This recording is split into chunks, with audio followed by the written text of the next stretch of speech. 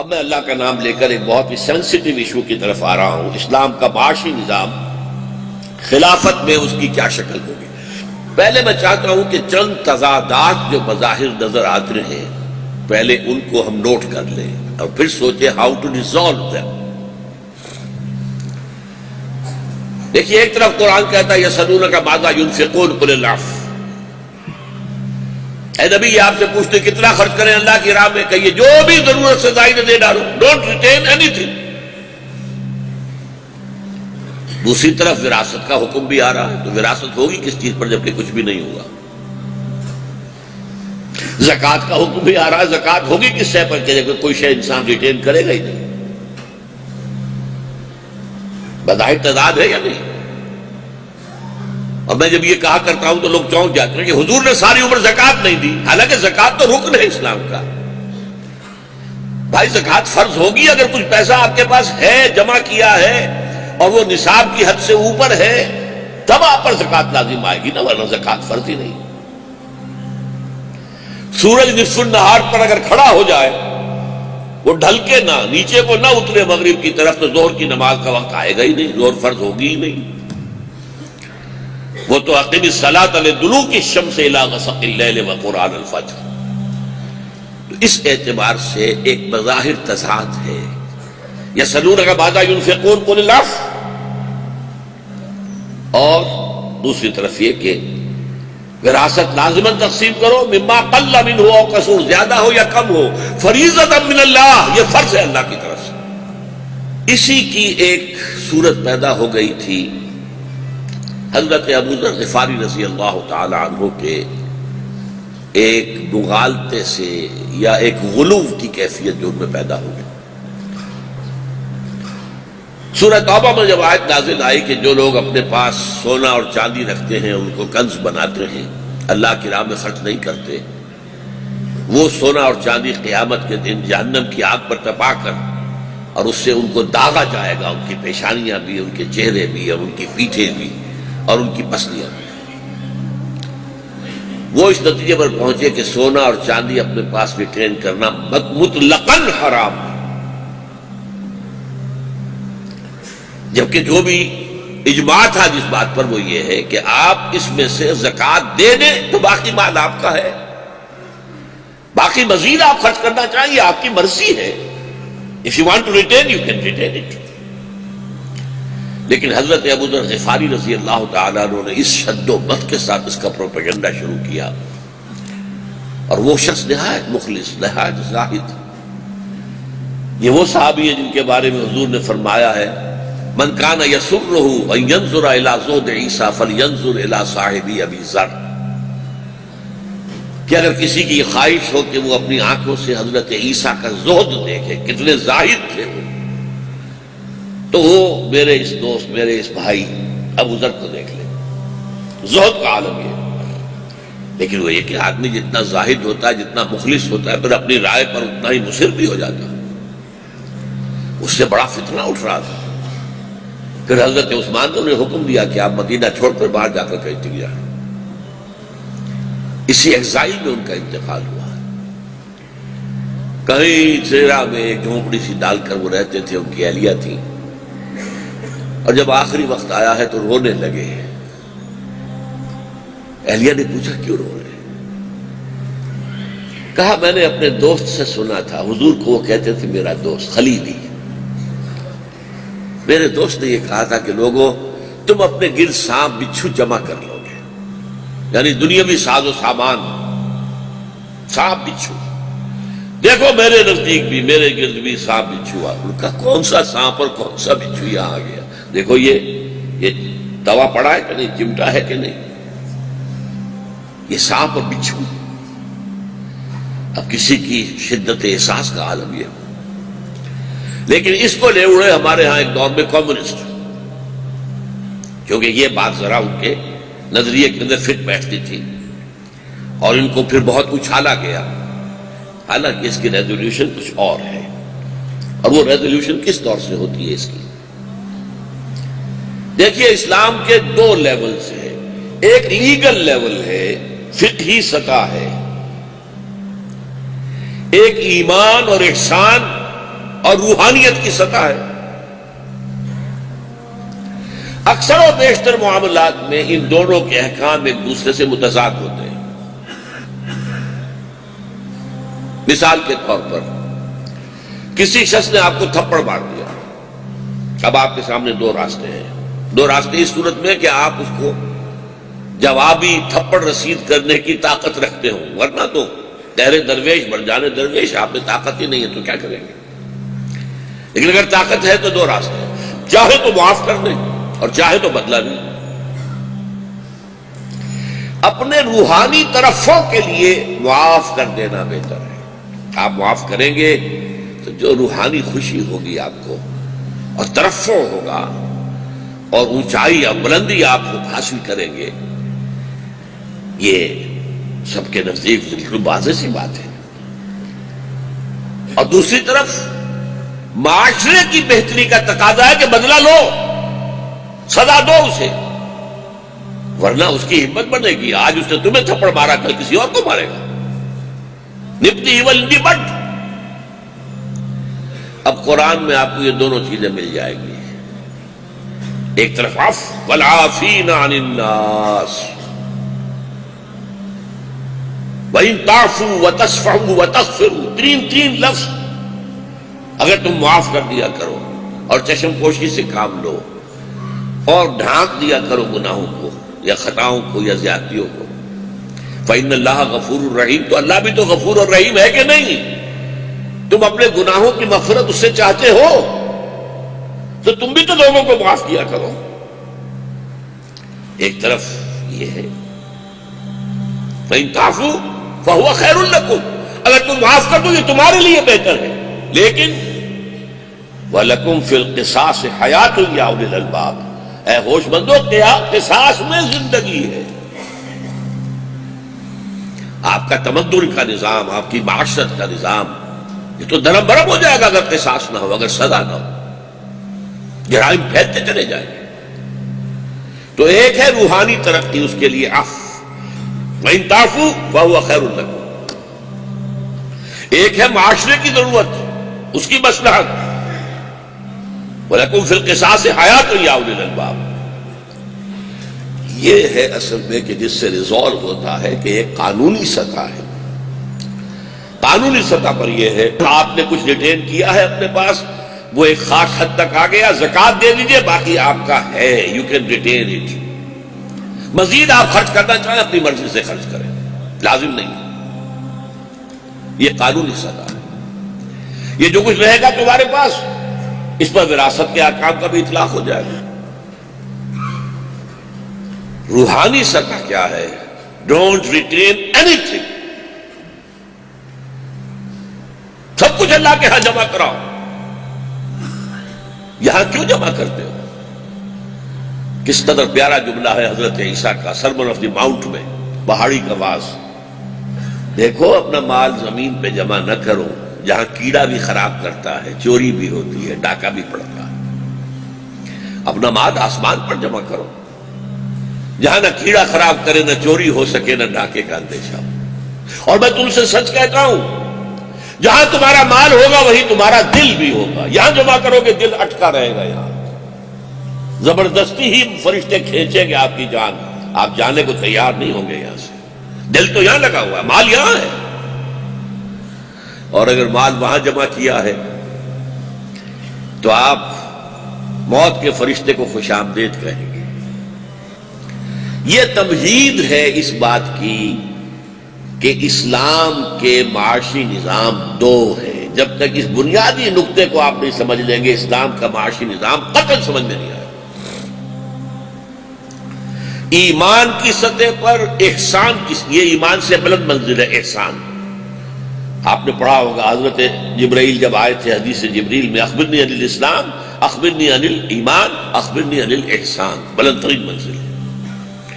اور عام فہم نظم میں روحانی تقاضا کیا ہے، اس لیول پر اسلام کا نظام معاشی 4 فنڈامنٹل کارڈینل پرنسپلز پر مبنی ہے. Negation of all human ownership. کوئی شخص کسی شے کا مالک نہیں. للہ ما فی السماوات و ما فی الارض، جو کچھ ہے اللہ کا ہے، آسمانوں میں جو ہے زمین میں ہے۔ تمہارے پاس امانت ہے، جو کچھ ہے اللہ کا۔ ملکیت کی نفی، قطعاً ملکیت نہیں تمہاری۔ پہلی بات، ملکیت نہ انفرادی رہی نہ قومی رہی، نیشنلائزیشن کا بھی چکر ختم، وہ تو اللہ کا کی ملکیت ہے، ہماری تو ہے ہی نہیں، نہ قومی سطح پر نہ انفرادی سطح پر۔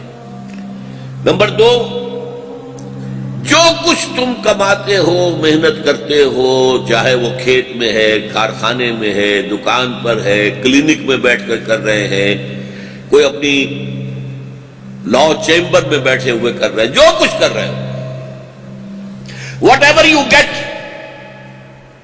اسے آپ اپنی کمائی نہ سمجھیے گا، یہ اللہ کا فضل ہے۔ کسب کا لفظ قرآن مجید میں آتا ہے نیکی اور بدی کا کمانا۔ نیکی کمائی ہے، یہ کمائی ہے، بدی کمائی ہے، یہ بھی کمائی ہے۔ لہا ما کسبت وعلیہا ما اکتسبت، کسب اسے کہتے ہیں۔ صرف ایک جگہ کسب دنیا کی کمائی کے لیے بھی آیا ہے، سورہ بقرہ میں، لیکن قرآن میں اصل میں کسب کیا ہے؟ وہ تو نیکی یا بدی۔ اور جو کچھ تمہیں مل رہا ہے، چاہے ساری محنت تم نے کی ہے، ہل تم نے چلایا ہے، بیج تم نے ڈالا ہے، سیراب تم نے کیا کھیت کو، پھر فصل کاٹی تم نے، لیکن جو کچھ ملے اسے فضل سمجھو۔ فضل کسے کہتے ہیں؟ جو شے بلا استحقاق ملے۔ آپ اگر کسی شخص کو اپنے ہاں ڈیلی ویجز پر رکھتے ہیں، 100 روپے اس کی ویج آپ کی مقرر ہوئی ہے، دن بھر آپ دیکھتے رہے ہیں اسے، اس نے بہت محنت سے کام کیا، یہ اس کا خیال نہیں کرتا تھا کہ کوئی سپروائزر دیکھ رہا ہو تو کام کرے ورنہ پھر ڈھیلا پڑ جائے، نہیں، وہ اپنی commitment, out of his own commitment وہ کام کرتا رہا ہے۔ تو شام کو آپ اسے 100 روپے دے کر، یہ تو اجرت ہے، اجر ہے، اور بھائی 10 روپے اور لے لو، یہ فضل ہے۔ وہ ڈیمانڈ نہیں کر سکتا آپ سے، ڈیمانڈ تو وہ 100 کر لے، لیکن یہ کہ اسے آپ اگر اضافی شے دیتے تو وہ فضل ہے۔ فضل سمجھو، اپنی کمائی نہ سمجھو۔ جب کوئی شخص اپنی کمائی سمجھتا ہے، یہ قانونیت ہے، اوتیتہ علی علم عندی، یہ دولت میں نے اپنے علم اور فضل اور اپنی صلاحیت و ذہانت سے کمائی ہے، یہ کفر ہے۔ جو کچھ ہے اللہ تو نے دیا ہے، میرا کچھ قسم نہیں اس میں، فضل۔ یہی لفظ آیا نا قرآن مجید میں جمعے کے حکم کے ضمن میں، فَإِذَا قُضِيَتِ الصَّلَاةُ فَانتَشِرُوا فِي الْأَرْضِ وَابْتَغُوا مِنْ فَضْلِ اللَّهِ، جب نماز ادا ہو جائے اب تم زمین میں منتشر ہو سکتے ہو اور جا کے اللہ کا فضل تلاش کرو۔ تلاش کرنا ہے فضل، آپ کو کوئی شے کریٹ نہیں کرنی ہے، وہ فضل تو ہے، اللہ کا فضل ہے، ملے گا۔ تیسرا، اس فضل میں سے تمہارا جائز حق صرف تمہاری ضروریات کی حد تک، باقی اللہ نے تمہارے مال میں شامل کر کے تمہارا امتحان لیا، یہ دوسروں کا مال ہے، تمہیں ٹیسٹ کر رہا ہے کہ تم یہ دوسروں کو اس کا مال حوالے کر کے اور فارغ ہو جاتے ہو بار امانت سے، یا اس کو اپنا مال بنا کر اپنے پاس جمع کرتے ہو۔ تمہارا جائز حق تمہاری ضروریات کی حد تک ہے، بس یہ سمجھیے کہ اسلامی نظریے کی سرپلس ویلیو ہے، وہ جو مارکسزم کی سرپلس ویلیو کچھ اور ہے، اور اسلامی نظریے کی سرپلس ویلیو کیا ہے؟ جو تمہاری ضرورت سے زائد دے ڈالو۔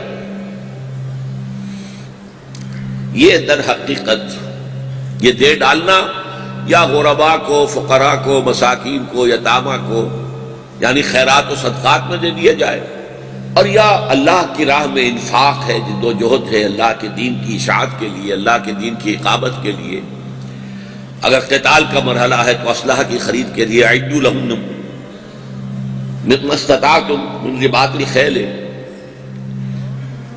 یہ 4 پرنسپلز ہیں، ملکیت تمہاری کچھ نہیں، ای امانت چند روزہ نستماس، در حقیقت مالک ہر شے خداست۔ ملکیت نہ انفرادی نہ اجتماعی نہ قومی، جو تم کماؤ گے جو ملتا ہے وہ فضل ہے، تمہاری محنت کا نتیجہ نہیں ہے۔ اگر برعکس سوچو گے تو قانونیت کی طرف جاؤ گے، اور جو کچھ مل گیا اس میں تمہارا جائزہ تمہاری ضروریات ہے۔ اب یہ ضرور ہے کہ ضروریات آدمی کم سے کم کرتا جائے یا ضروریات بڑی زیادہ رکھے، یہ چونکہ والنٹری معاملہ ہے، یہ روحانیت کا تقاضا ہے، یہ کوئی قانون کا تقاضا نہیں ہے۔ باقی سارا دے ڈالو۔ 4 cardinal principles of the Islam، اور مکمل نظام ہے یہ، اور آپ کو معلوم ہے حضور صلی اللہ علیہ وسلم نے اس سطح پر زندگی گزاری ہے، اصحاب صفہ نے اس سطح پر زندگی گزاری ہے، اس کے علاوہ فقراء صحابہ، وہ چاہے حضرت ابو ذر غفاری ہو یا اور بہت سے صحابہ تھے، فقراء صحابہ کچھ نہیں رکھتے تھے، اور اس کے بعد اس سطح پر زندگی صوفیاء کرام نے گزاری، اور ان کی دعوت جو پھیلی ہے دلوں میں اتری، اس کی وجہ یہ تھی۔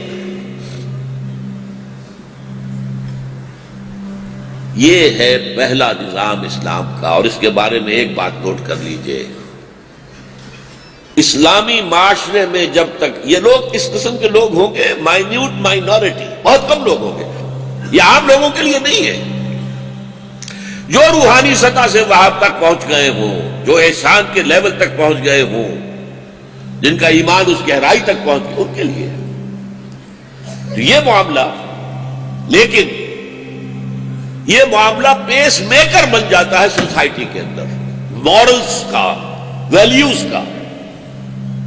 ایک درویش بیٹھا ہوا ہے اور وہ اس لیول پر زندگی گزار رہا ہے، روٹی بھی کھا رہا ہے تو تھوڑے سے گرم پانی کے اندر نمک ڈال کے روٹی، سوکھی روٹی جو ہے نرم کر کے کھا رہا ہے۔ جو عزت اس شخص کی ہوگی اس معاشرے کے اندر، وہ کسی اور کی ہوگی؟ یہ دلوں پر حکومت کرے گا، جو دلوں کو فتح کر لے وہی فاتح زمانہ۔ حضرت نظام الدین اولیاء رحمۃ اللہ علیہ کے زمانے میں 6 بادشاہ تخت دہلی پر بیٹھے، کسی کو اپنے ہاں حاضر ہونے کی اجازت نہیں دی، اس کے دربار میں جانا تو بہت دور کی بات ہے۔ ایک نے کہا میں تو آ جاؤں گا، آپ نہیں روک سکتے، آپ کا دروازہ کھلا ہوا ہے۔ دوسرے لوگ آتے میں بھی آ جاؤں۔ فرمایا فقیر نے اپنے گھر کے 2 دروازے رکھے ہیں، اگر بادشاہ ایک دروازے سے آئے گا، فقیر دوسرے سے نکل جائے گا۔ اب بتائیے ان کی کیا عظمت لوگوں کے دلوں میں ہوگی۔ پانی پت کے ایک بہت بڑے صوفی کو نواب امیر محمد خان آف ٹونک کئی گاؤں کا ایک وثیقہ بھیج دیتے ہیں کہ یہ گاؤں ہم نے آپ کی خانقاہ کے لیے وقف کر دیے، تاکہ آپ کی خانقاہ کے اندر جو لوگ آئیں ٹھہریں ان کے لیے کھانے پینے کا بندوبست ہو جائے۔ وہ جو وثیقہ آیا تھا اسی کی پشت پر شعر لکھ دیا فارسی کا، ما آبرو فقرو قناعت نہ باختیم، بابیر خان بگوئے کہ روزی مقدر است، ہم اپنے فقر اور درویشی کی عزت بیچنے کو تیار نہیں۔ جاؤ کہہ دو میر خان سے، امیر خان والی ٹونک، کہہ دو کہ ہماری روزی مقدر ہے اللہ کی طرف سے، ہمیں کسی جاگیر کی ضرورت نہیں۔ یہ لوگ معاشرے کے اندر اخلاق کے ایک ایسے مینار بن جاتے ہیں کہ جس سے لوگوں کے اندر پھر وہ تڑپ پیدا ہوتی ہے۔ عزت دولت کی نہیں ہے، عزت اس کی ہے۔ آج ہمارے ہاں کیا ہے، فساد کا سب سے بڑا سبب کیا ہے؟ معلوم ہے کہ یہ سمگلر ہے، دولت اس کی سمگلنگ کی ہے، یہ ہیروئن کا ہے، اور یہ ہیروئن پھر بھی عزت اسی کی ہوگی۔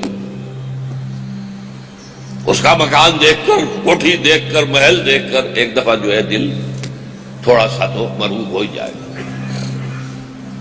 اس سے ہے معاشرے کے اندر پستی سے پستی، پستی سے پستی۔ تو یہ جو نظام ہے اس کو میں کہہ رہا ہوں highest and purest form of voluntary socialism. Voluntary ہے، اس میں جبر نہیں ہے۔ جس شخص کو آخرت کا اتنا یقین ہو گیا ہے کہ وہ سمجھتا ہے اصل زندگی وہ ہے، تو وہی کے لیے بھیج دو نا، یہاں کائے کو رکھنا ہے؟ اس کے بینک میں ڈپازٹ کرو، یہاں کام کر رہے ہو؟ ڈپازٹ کیا اور کل تمہاری روانگی ہو گئی، وہ تو پیچھے والے کیا کریں گے، گلچھرے اڑائیں گے یا کیا کریں گے، یا بینک اکاؤنٹ جو ہے وہ اگر کوئی اور آپریٹ کرنے کی پوزیشن میں نہیں ہے تو وہ بینکوں کی کمائی ہو گئی، چھٹی ہوئی، ختم ہوئی۔ کیا کیا تم نے؟ اچھا، اب میں پہلے یہ چاہتا ہوں، بلکہ مجھے پہلے یہ کہنا تھا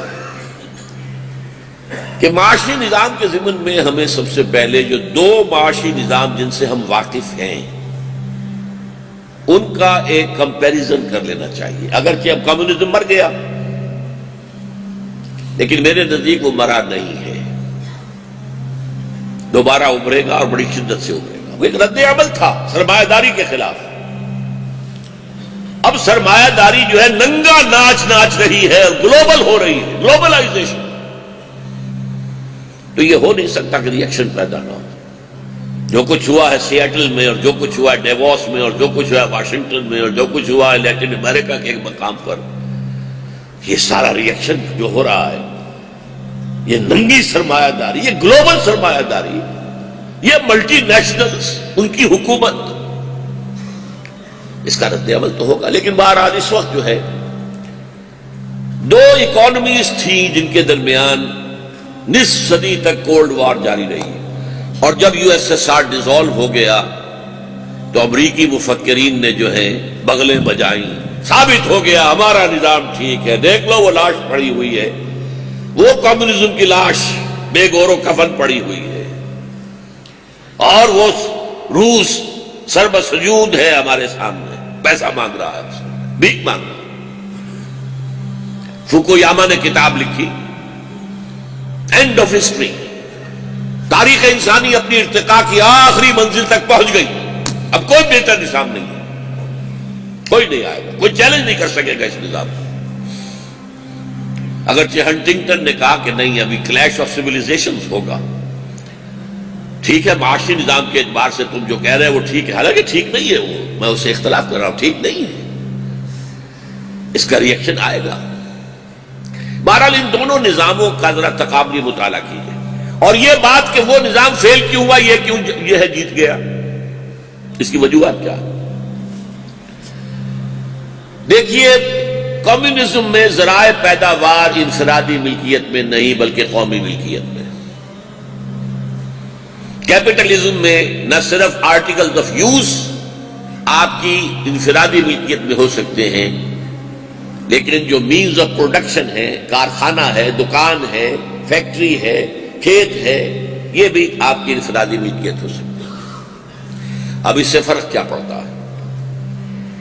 ایک انسان کی سرشت ہے، چاہے آپ اسے بیسر سیلف کہہ لیں، اس کے اندر ایک ہے سینس آف پوزیشن، چیز میری ہے تو میں اس کی حفاظت زیادہ کروں گا، میں اس کو بڑھاؤں گا، میں اس کے اندر ترقی چاہوں گا، میری ہے ہی نہیں تو مجھے کاہے کو ایکسٹرا لیبر کرنے کی ضرورت ہے۔ جو حشر ہمارے ہاں ہوا تھا نیشنلائزیشن آف انڈسٹری کے بعد، بیڑا غرق ہو گیا، کیوں کام کریں؟ اور سرکاری افسر بیٹھے ہوئے مینیجرز کی حیثیت سے، اگر مشین کو خراب ہو گئی ہو جائے گی، 2-4 دن کے اندر ٹھیک ہو جائے گی، وہ رات کو کھڑا ہو کر اور مستریوں کے سر پر جو ہے سوار ہو کر تو ٹھیک نہیں کرائے گا۔ مالک تو کھڑا رہے گا، سوار ہوگا، اسے پتا ہے کل لیبر تو آئے گی، اوور ہیڈ تو پڑ جائے گا مجھ پر، لیکن کوئی پروڈکشن نہیں ہوگی۔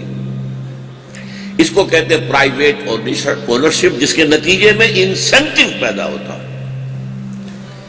وہاں محنت کا مادہ کم ہوتا چلا گیا اور یہاں کیپٹلزم میں محنت کا مادہ بڑھتا چلا گیا، ارن مور ورک مور۔ نتیجہ کیا ہوا؟ وہاں پیداوار کم ہو گئی، یہاں پیداوار بڑھ گئی۔ امریکہ کا ویٹ گروئنگ ایریا جو ہے وہ بہت کم تھا روس کے مقابلے میں، پھر بھی امریکہ ایکسپورٹ کرتا تھا ویٹ اور رشیا امپورٹ کرتا تھا۔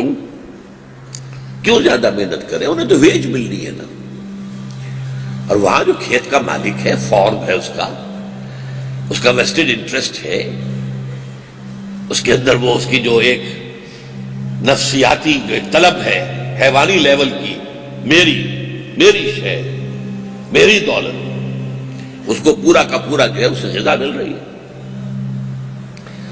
اچھا وہاں مقابلہ ختم، یہاں مقابلہ رہے گا، کمپٹیشن رہے گی۔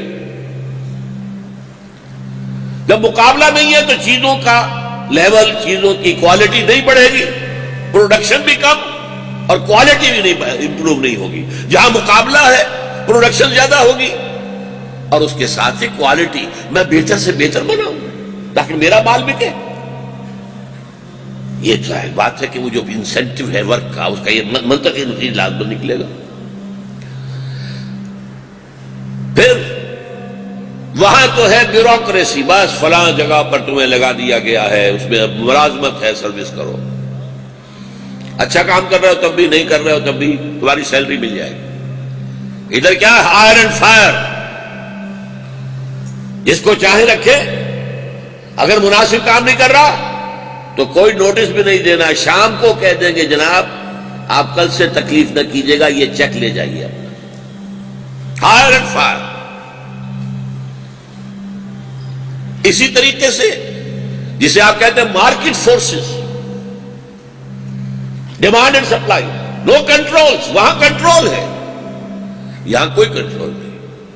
اگر کسی کموڈٹی کی ڈیمانڈ گھٹ گئی ہے، سپلائی زیادہ ہے، قیمت گرے گی، اور اگر کسی کموڈٹی کی سپلائی کم ہو گئی ہے، ڈیمانڈ زیادہ، قیمت بڑھ جائے گی۔ لیٹ اٹ بی سو۔ یہ نیگیٹو پوائنٹس تھے کمیونزم کے اور پازیٹو پوائنٹس تھے کیپٹلزم کے۔ البتہ ایک پوائنٹ وہ ہے جو پازیٹو تھا کمیونزم میں اور جو نیگیٹو ہے کیپٹلزم۔ وہاں ہیوز اور ہیو ناٹس کے درمیان اتنا فرق نہیں ہے۔ میکسیمم جو رشیا کے اندر عام سپاہی اور جرنیل، ان کی تنخواہوں میں 1:30، اس سے زیادہ ریشو نہیں تھی۔ اور یہاں یہ ہے کہ ایک طرف دولت کے انبار ہیں، دولت مندوں کو پتہ نہیں ہے دولت ہماری کتنی ہے، 40 بلین کا ایک چیک لکھ کر دے سکتا ہے آدمی، لے جاؤ۔ اور دوسری طرف بھوک ہے، فاقہ ہے، گھیٹوس، جس کا سب سے بڑا آپ کو منظر نظر آتا ہے مینہٹن، جو سمجھئے کہ ان کا جو تہذیب کا اور ان کی تجارت کا، اور یہ جو ٹاورز تھے اس کے جنوبی علاقے کے اندر، ورلڈ ٹریڈ ٹاورز۔ مینہٹن ایک جزیرہ ہے، کوئی 9 میل لمبا اور کہیں ذرا 2-3 میل چوڑا ہو جاتا ہے، کہیں آدھا میل ہی رہ جاتا ہے، بس اس طرح کا جزیرہ ہے۔ اس کے جنوبی علاقے میں دنیا بھر کی دولت جمع ہے، تمام بینک وہاں ہیں، وہی تھے وہ ٹریڈ سینٹر بھی۔ اور شمالی میں چلے جائیے، گھیٹوس ہے، وہاں پہ وہ جو افرو امریکنز کہلاتے ہیں، وہ سب ہیومن لیول پر زندگی گزار رہے ہیں، حیوانی سطح پر زندگی گزار رہے ہیں۔ دیکھ لیجئے، آپ کو سائملٹینیس کنٹراسٹ نظر آ جائے۔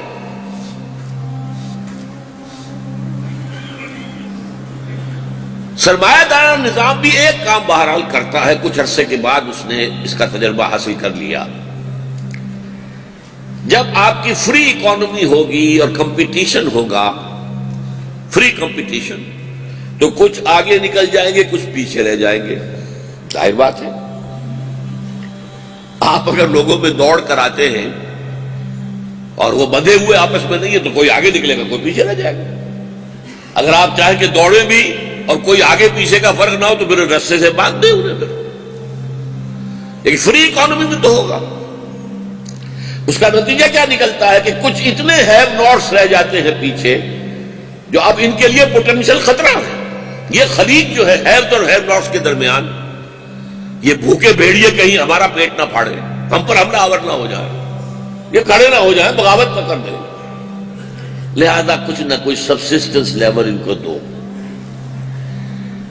اس کو کہتے ہیں انٹرنل مینجمنٹ آف کیپٹلزم، کیونکہ لازمی نتیجہ ہے کچھ پیچھے رہ جائیں گے کچھ آگے، تو کوئی فیڈ بیک ہونا چاہیے۔ سیکیورٹی، سوشل سیکیورٹی، جس میں ٹاپ پر اسکینڈینیوین کنٹریز ہیں، اس سے ذرا نیچے آئیے تو برطانیہ ہے، بہت اونچا لیول ہے وہاں بھی ویلفیئر کا یا سوشل سیکیورٹی کا۔ سب سے کم جو ہے وہ بھی امریکہ میں ہے، لیکن امریکہ میں بھی ہے، آپ جا کے کہہ دیجئے میرے پاس جاب نہیں ہے اور میرے پاس مکان بھی نہیں ہے، آپ کا وظیفہ بھی مقرر ہو جائے گا، ایک چابی بھی دے دی جائے گی، جاؤ۔ یہ ہے فیڈ بیک، یہ ہے انٹرنل مینجمنٹ۔ کیونکہ کیپٹلزم میں لازماً یہ ہوگا کہ کچھ بھوکے رہ جائیں گے، کچھ بہت زیادہ والے ہوں گے، تو بہت زیادہ والے جو ہیں اپنی سیلف پروٹیکشن کے لیے یہ کچھ نہ کچھ خیرات کا کھاتا جو ہے کھلا رکھیں گے۔ اسے کہتے ہیں انٹرنلی مینیجڈ کیپٹلزم۔ اب آپ آئیے، میں نے آپ کو بتا دیا کہ روحانی سطح پر اسلام کا نظام کمیونزم کے مشابہ ہے۔ کوئی ملکیت نہیں، ملکیت اللہ کی۔ جو کچھ تم نے کمایا فضل ہے، فضل میں تمہارا حصہ تمہاری ضرورت ہے، باقی دے ڈالو، اللہ کے بینک میں جمع کراؤ۔ لیکن اب سنیے، ایٹ دی لیگل لیول، فقہی سطح پر، قانونی سطح پر، اسلام کا معاشی نظام ایک کنٹرولڈ، الفاظ نوٹ کرتے ہیں، controlled and internally manage capitalism ہے۔ کیپٹلزم ہے، کیا مطلب؟ یو کین اون، قانونی سطح پر تو اونرشپ ہے، اگر اونرشپ نہ ہو تو وراثت کا آئے گی؟ اونرشپ تو ہے قانونی سطح پر، وہ سطح اور ہے، روحانی سطح اور ہے، اس کو تو اس وقت بھول جائیے۔ اب آئیے زمین پر، آن دی گراؤنڈ، تو پرائیویٹ اونرشپ بھی ہے، پرسنل اونرشپ، پرسنل انسینٹیو ہے، زیادہ کام کریں گے، زیادہ کریں گے، زیادہ کمائیں گے، ہمارا ہوگا۔ پھر اس کے اندر ہائر اینڈ فائر ہے، آپ جب چاہیں رکھیں کسی کو، آجر اور مستاجر یہ رشتہ جو ہے آزاد ہے۔ پھر اس میں ڈیمانڈ سپلائی، مارکیٹ فورسز کی کھلی اجازت ہے، کوئی کنٹرولز نہ کرو۔ کنٹرول سے کیا ہوتا ہے؟ بلیک کا معاملہ پیدا ہو جاتا ہے، کوئی فائدہ نہیں ہے۔ ٹھیک ہے، اگر کوئی کموڈٹی کم ہو گئی، whosoever can afford he should go and purchase، نہیں کر سکتے تو نہیں، گھر بیٹھو۔ یہ ساری چیزیں جس کی بنا پر کیپٹلزم جیتا اور جن کے مخالف چیزوں کی بنیاد پر کمیونزم ہار گیا، مر گیا، اسلام میں وہ سب ہے۔ پرائیویٹ اونرشپ ہے، پرسنل انسینٹیو ہے، کمپٹیشن ہے، اور ہائر اینڈ فائر ہے، ڈیمانڈ اینڈ سپلائی کے اصول کے مطابق معاملہ لے کر چلنا ہے۔ بیوروکریسی کا کنٹرول نہیں ہے، آپ کا اپنا مال ہے، آپ کام کرتے ہیں۔ اس کا نتیجہ یہ نکلتا ہے کہ اسلام کے اندر وہ سارے انسینٹیوز موجود ہیں، لیکن کنٹرول کرتا ہے اسلام لیگل لیول پر کہ یہ کیپٹل جو ہے یہ آکاش میل کی طریقے سے پوری معیشت پر چھا نہ جائے۔ اب یہاں میں آپ کو سنانا چاہتا ہوں ایچ جی ویلز کا ایک قول۔ آپ کو معلوم ہے کہ دنیا میں پہلے تجارت ہوتی تھی بارٹر سسٹم۔ کسان کھیت میں کام کر رہا، گندم بوئی ہے، اس نے گندم جو ہے اگائی ہے، اور کرگے پر بیٹھا ہوا کوئی شخص ہے جو وہ کپڑا بن رہا ہے، اس نے کچھ دانے دے دیے، کپڑا لے لیا، نو کرنسی۔ رومن امپائر کے زمانے میں سب سے پہلے دنیا میں کرنسی کا تصور پیدا ہوا، سونا چاندی کی کرنسی۔ اس کو کہتا ہے جی ویلز، انسان نے جب سے کرنسی کا معاملہ شروع کیا اسے یہ اندازہ نہیں تھا کہ کتنی بڑی لعنت کا طوق اس نے اپنی گردن میں ڈال دیا۔ گندم آپ کتنی ہولڈنگ کریں گے، لیکن یہ سونا ہے ایک شیر، یہ اتنے 1000 من گندم کے برابر، اس کو آپ اپنے ہاتھ رکھیے اپنی تجوری کے اندر، جب چاہے ریلیز کریں، جتنا چاہے خرید لیں، قیمت بڑھ جائے گی، جب ہاتھ روک لیں گے قیمت گر جائے گی۔ You can manipulate the market جب آپ کرنسی کو اپنے پاس رکھ سکتے ہیں۔ تو ایک لعنت کا طوق تھا جو نوع انسانی نے اپنی گردن میں ڈالا ہے۔ یہ دیو جو ہے، یہ جن ہے، capital, you have to change it, اسے بوتل میں بند رکھو۔ یہ ہے اصل جو چیز کہ اسلام کی کنٹریبیوشن ہے، کیپٹلزم۔